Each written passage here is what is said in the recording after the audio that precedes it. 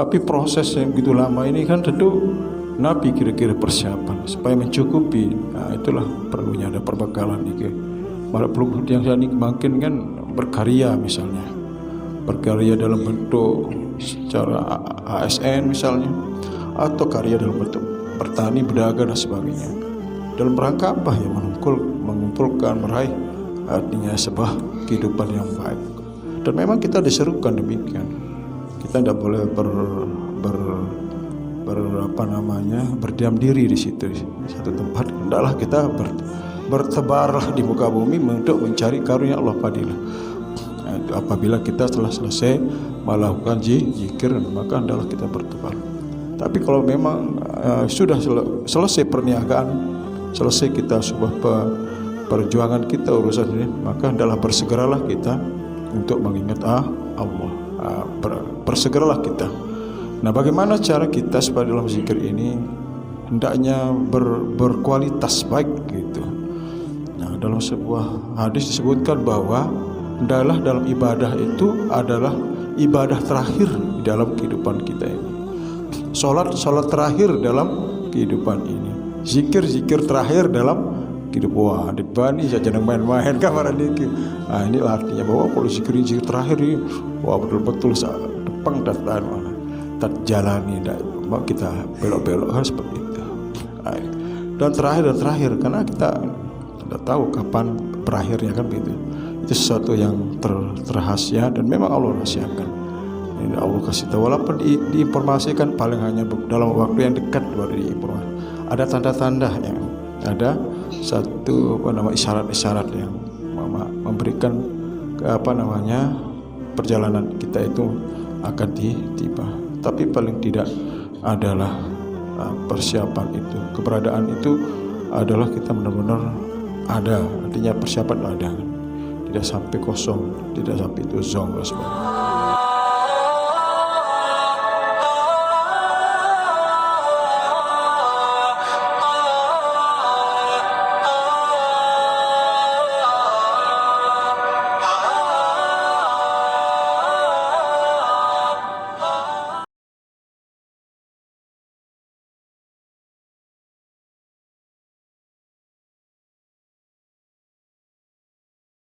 Assalamualaikum warahmatullahi wabarakatuh. Waalaikumsalam warahmatullahi wabarakatuh. Alhamdulillah rabbil alamin. Arsalahu bil huda wa din haq liyuzhirahu ala dini kullih walau karihal kafirun. Asyhadu an la ilaha illallah wahdahu la syarikalah wa asyhadu anna Muhammadan abduhu wa rasuluh. Allahumma salli wa sallim ala Muhammadin wa ala alihi washabbihi ajmain. Amma ba'du. Kepada Bapak Pembina, Bapak Pengurus Yayasan, Bapak Pengurus Perguruan, singkatnya hadirin dan hadirat jamaah perguruan Thoriq Haq Naqsyabandi rahimakumullah. Puji dan syukur kepada Allah Subhanahu wa taala sama-sama kita panjatkan atas limpah rahmat, taufik dan hidayahnya kepada kita semua. Alhamdulillah pada kesempatan yang berbahagia ini kita dapat hadir di majelis zikir Thoriq Haq Naqsyabandi dalam rangka kita melaksanakan rutinitas kita, amal ibadah kita. Tentu kita berharap moga-moga segala amal ibadah kita ini senantiasa mendapatkan rahmat dari ridhonya. Amin amin ya rabbal alamin. Kemudian selawat serta salam kepada junjungan alam, junjungan Nabi besar Muhammad sallallahu alaihi wasallam. Allahumma shalli ala sayyidina Muhammad wa ala ali Muhammad, amma ba'du.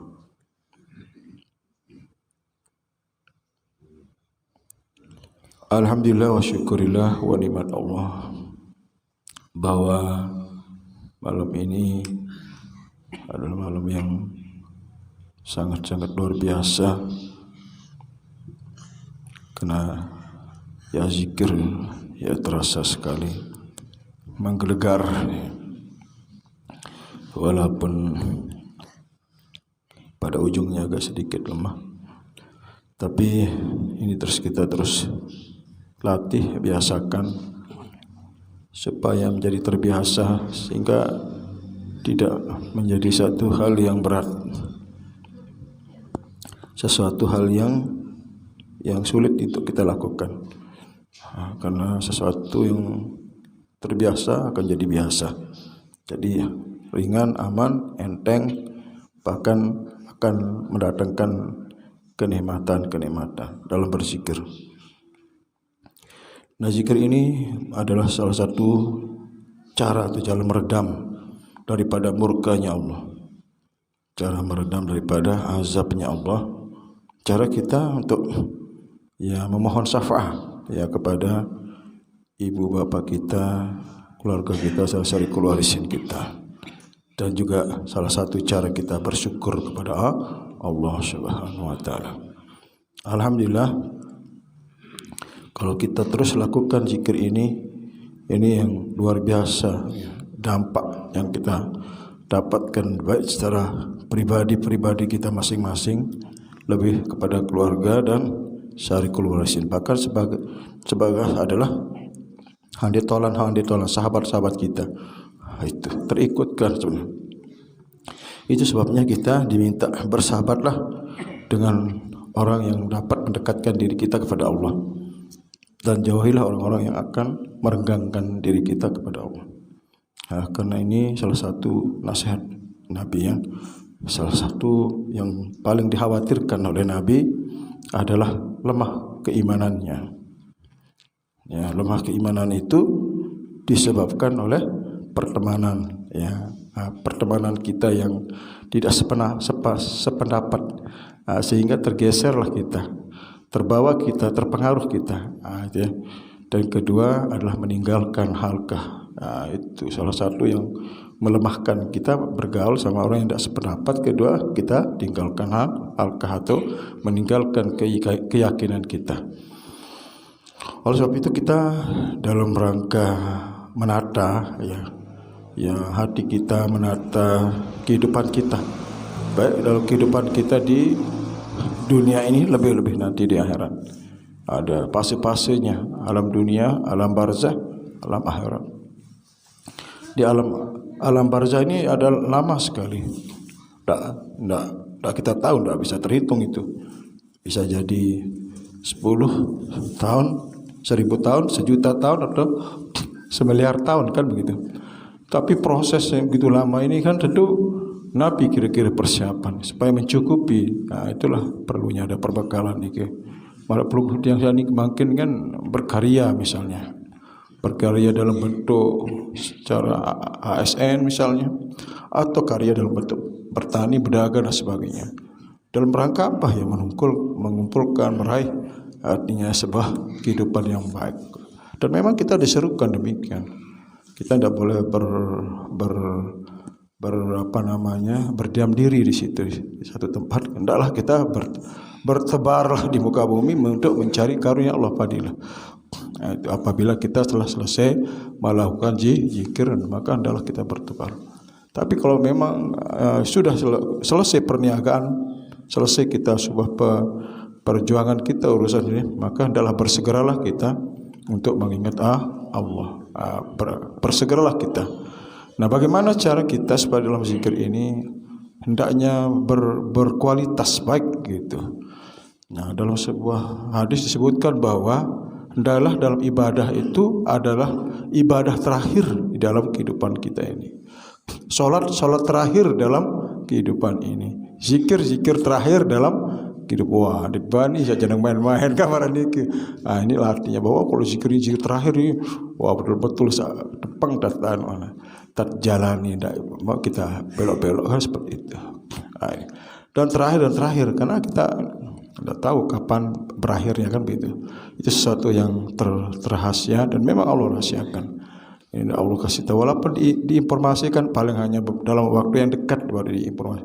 Ada tanda-tanda yang ada satu isyarat-isyarat yang memberikan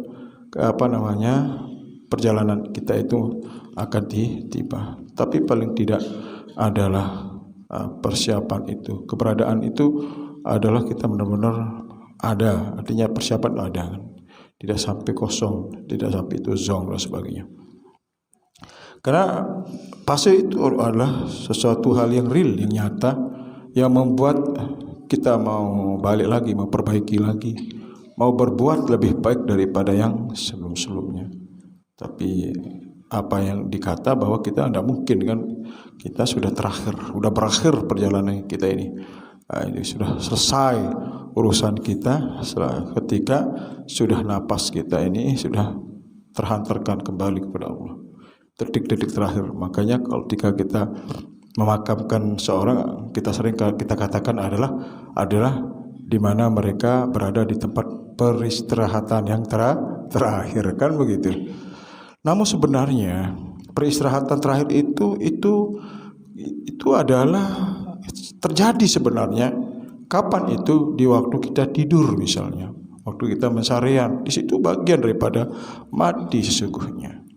Makanya kenapa di dalam proses tidur itu kadang-kadang ada hal-hal yang mengerikan, hal-hal yang membahayakan, hal-hal yang sangat yang menakutkan di situ. Apa yang membuat seperti itu? Karena kita tidak ada persiapan dalam tidur itu. Tidur sudah. Makanya kita disuruh baca qul huwallahu, qul a'udzu birabbil falaq, qul a'udzu birabbin nas. Bahkan kita baca bismillah sampai 21 kali dan sebagainya, kan itu.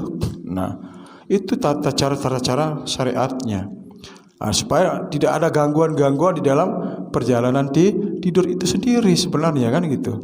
Nah, tapi kalau kita ini cukup sebenarnya dengan sir saja, buka hakikat sir, sudah tenang sudah sebenarnya, kan. Nah itu makanya kita sering dapat mimpi-mimpi yang indah, yang bagus, bahkan bertemu sama para wali-wali, para nabi, para keluarga-keluarga kita. Itu sebenarnya. Apalagi kalau kita niatkan doa, ini saya bertemu dengan ini, kenapa enggak? Itu sebenarnya kan, kita mau bertemu sama siapa gitu. Kalau mau secara lihat, secara zahir, itu. Tapi ya kalau kita mau lebih khususkan kan begitu. Kan semua ada caranya, ada ilmu. Kita sudah memegang sebuah ilmu yang bisa kita membawa daripada ujung dunia, dari masyrik sampai maghrib. Itu sebenarnya, karena ini sampai terkoneksi ke ars gitu kan, terhubung gitu. Ketika kita mulai menghentak dengan kalimat illallah, dengan kita memulai dengan nama Allah, dengan asma Allah, terhubung. Ya, itulah sebabnya akan menjadi sebuah pertontonan, sebuah pertanyaan para malaikat-malaikat, para makhluk-makhluk Allah yang ada di sekelilingnya, di sekitarnya. Itu menjadi sebuah pertanyaan. Karena di dalam sebuah riwayat disebutkan, tiada satu kaum yang duduk seraya berzikir kepada Allah melainkan akan digitari oleh para malaikat. Itu kemudian akan kita diseliputi dengan cahaya, ya, diliputi dengan sebuah ketenangan, ketentraman di dalamnya, kan dulu. Bahkan Allah menyebut-nyebutnya di kalangan makhluk yang ada di sisinya. Allah itu berbangga sekali, kan begitu sebenarnya. Itu yang sebenarnya. Jadi zikir ini sangat luar biasa sebenarnya. Tapi disinilah perlu kita harus, jangan kita rubah, jangan kita harus kita belok-belok itu. Perhatikan itu ya. Bukan zikir ini hanya baru kemarin persoalannya, kan gitu. Zikir ini sudah maksimal sudah ini dari sisi pemahaman, penjelasan, rasa. Nah begitu kan, bukti-bukti kan real. Kalau enggak mungkin sudah teriak jemaah kita ini mau, sejak dia mau balik kan pasti teriak. Tapi apa yang dia peroleh, malah disilah tertolong lah, terbantu dia. Itu maka berilah mereka peringatan karena mereka dalam keadaan kepedihan. Fazakir fa inna zikratan fa'ulil mu'min.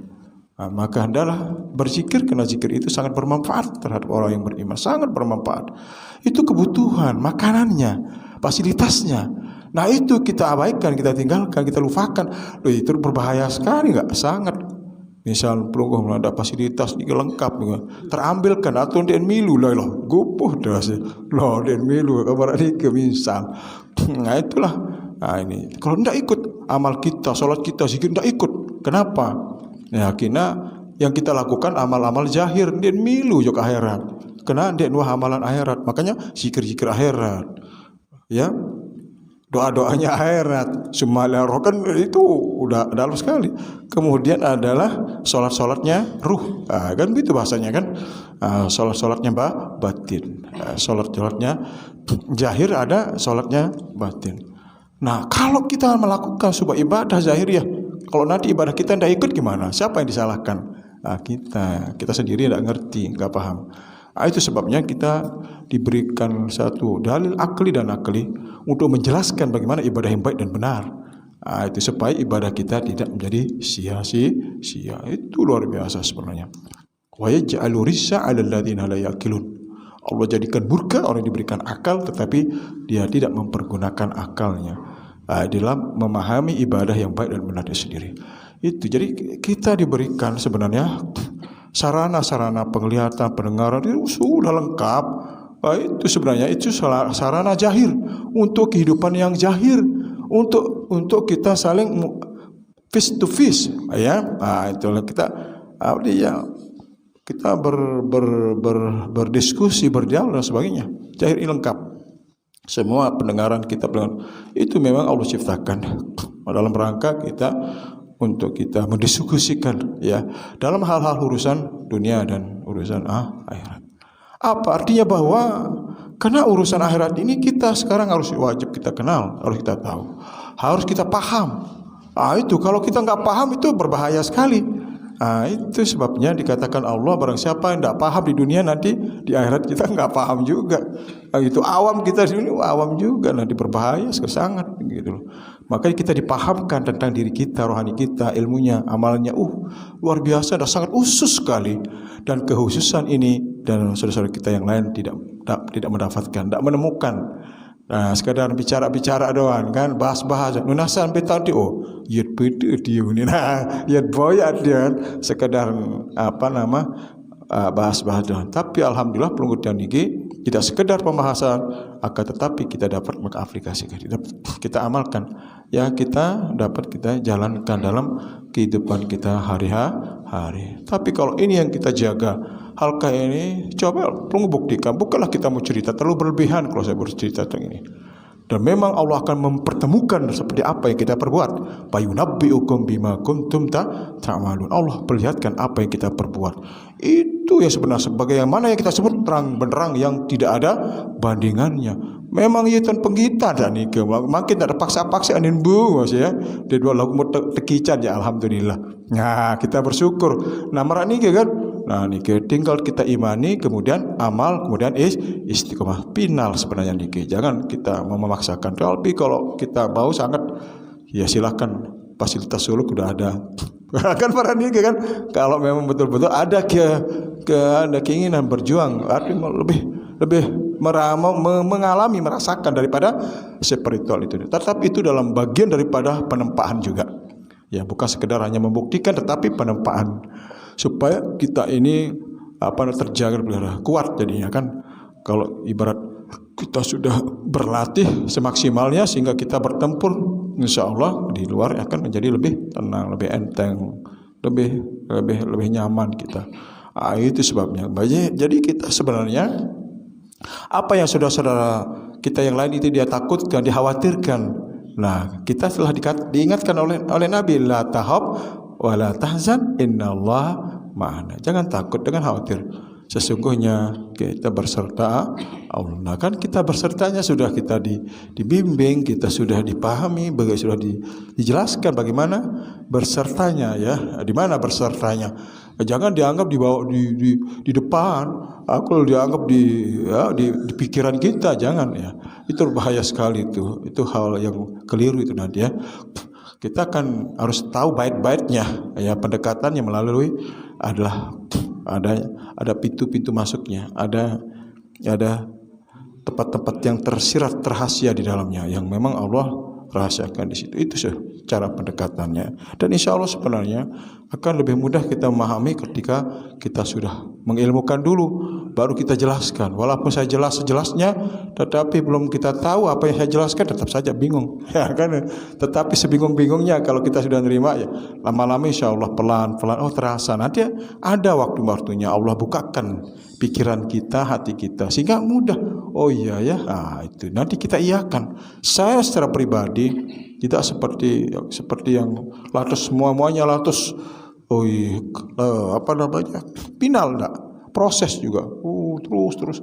Kemudian kita cari referensinya, kita cari pemahamannya, kita cari dalil. Oh iya, di situ ketemu. Alhamdulillah kan.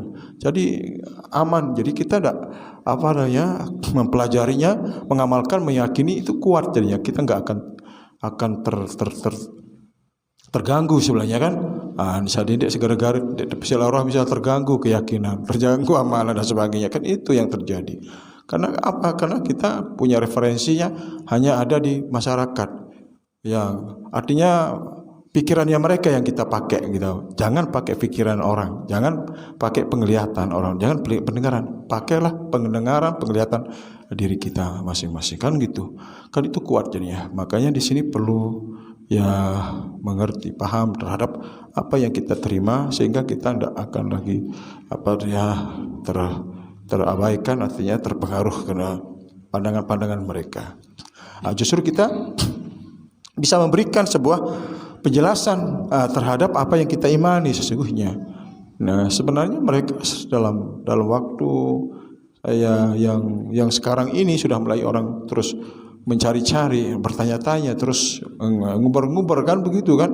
Lambat laun seperti itu karena seorang sudah jenuh dengan bahasa-bahasa luar ya, pandangan-pandangan yang zahir sebenarnya. Tapi ingin seperti apa sih sebenarnya pemahaman kerohanian itu, mengamalkan kerohanian itu, mendalami dan sebagainya kan begitu. Kalau itu sudah mereka temukan asik sebenarnya. Karena kerohanian ini tidak pernah akan putus kalau pembahasannya. Semakin dibahas semakin tambah enak, sampai nikmat dan sebagainya. Karena selalu kita bicara tentang Allah, itu soalnya. Karena Allah lah yang berhak memberikan segala-galanya, nikmat, ya, kemudahan rasa dan semuanya. Jadi kalau itu kita hindari ya tidak mungkin lah. Itu kan sangat berbahaya sekali. Makanya berilmu itu lebih penting. Thalabul ilm afdalu minas salat wasyam wal jihad fisabilillah. Karena menuntut ilmu itu lebih utama daripada salat, daripada puasa, daripada haji, bahkan berjuang di jalan Allah. Itu luar biasa enggak? Tetapi ilmu yang mana yang Allah maksudkan kan begitu? Adalah ilmu hakikat dan ilmu marifat. Karena itulah jalan kita untuk dekat ke Allah, untuk bermarifat kepada Allah, untuk bisa sampai kepada liqa Rabbih. Ya. Jadi penjelasan ini mungkin seringkali kita jelaskan, tapi tidaklah apalah kita ulang sekilas untuk sebagai pengingat saja, sehingga kita mungkin nanti ada sebuah pemahaman atau penjelasan, atau ada diskusi kita ambil hikmah, artinya ambil sebuah pemahaman ini kita bisa jelaskan kepada yang lain ya. Mungkin ini saja penjelasan yang singkat. Mudah-mudahan penjelasan ini ada bermanfaat bagi kita semua. Kurang lebihnya maaf. Wabillahi taufik. Wassalamualaikum warahmatullahi wabarakatuh.